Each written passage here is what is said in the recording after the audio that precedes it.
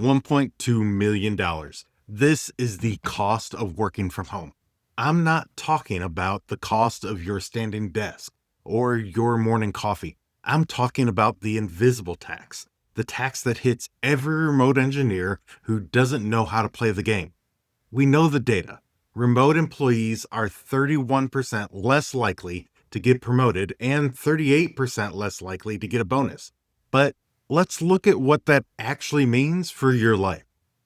If you're a mid-level engineer making $150,000 a year and you miss that promotion to senior and then miss the jump to staff, and your bonuses are smaller every single year, by the time you retire, that 30% lag compounds into a $1.2 million hole in your lifetime earnings.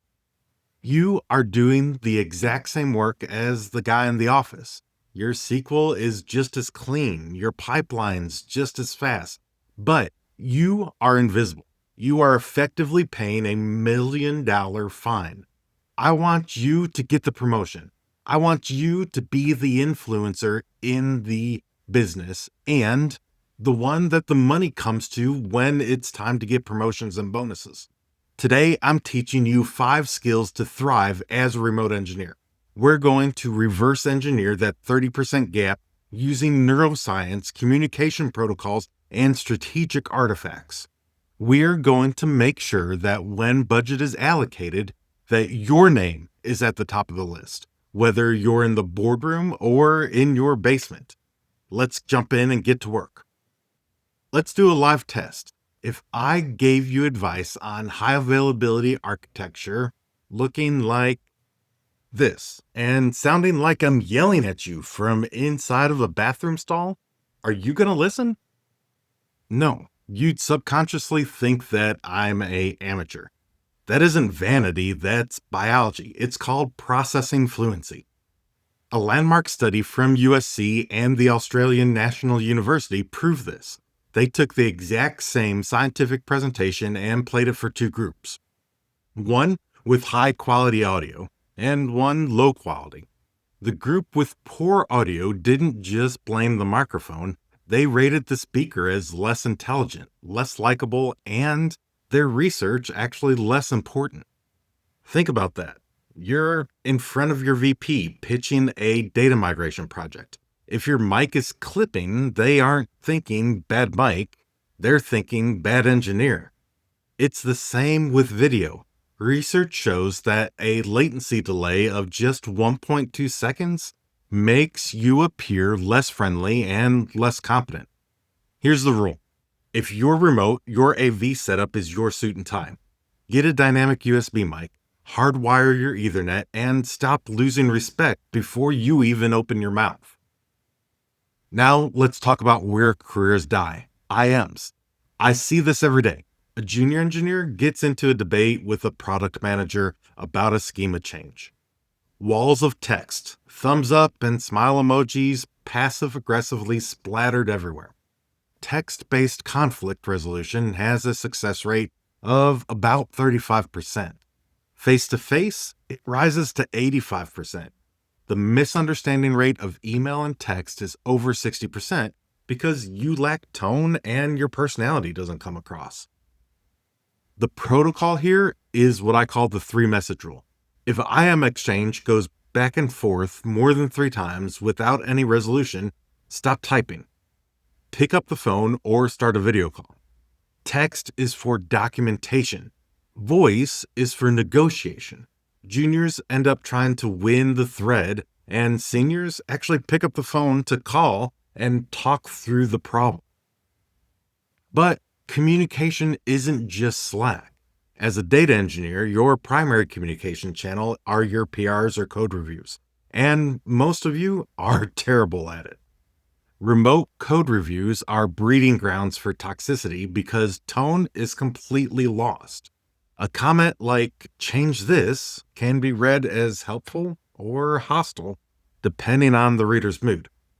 To fix this, successful remote teams use conventional comments. This is actually a labeling system for your feedback. Instead of just leaving a comment, you're going to prefix it with a label. Nitpick, means I prefer this, but it's not blocking. Suggestion means I like this better. Let's discuss it. Issue means this breaks production. Don't commit it. And praise means great logic here. You did an awesome job. This removes the anxiety. The receiver knows exactly how to react and take what you're saying. It turns a fight into just a checklist. If you want to be a senior engineer, start reviewing your code like you are one. Now, let's shift gears to your sanity. The biggest enemy of the remote data engineer isn't the boss, it's context switching. You're in the zone. Writing a complex DAG, you get a ping, a Slack message, another ping, an email. Research from UC Irvine shows it takes 23 minutes and 15 seconds to get back into deep focus after those interruptions. If you get interrupted 3 times in a morning, you've effectively done zero deep work. You just end up servicing notifications. This is what leads to the infinite workday, where you end up working until 9 p.m. just to catch up on the code that you couldn't write during the day. Here is your defense strategy. 1, block off your calendar 2 hours a day for deep work. Decline meetings during that time. Number 2, turn off your notifications. Not do not disturb, turn them off. 3, batch your comms. Check your Slack once an hour, not once every minute. Now, we've covered defense. Let's talk offense. How do you get promoted when nobody sees you? You need some strategic artifacts. Artifact number 1 is your success document. Your manager's busy. They have recency bias when performance reviews come around, and they only actually remember what happened during the last 3 weeks. You need a living document where you're tracking every win all year long. Something like, I optimized query X and I saved us $500 a month on our Databricks bill. I mentored junior devs on Airflow. Don't just list the facts. List the business impact.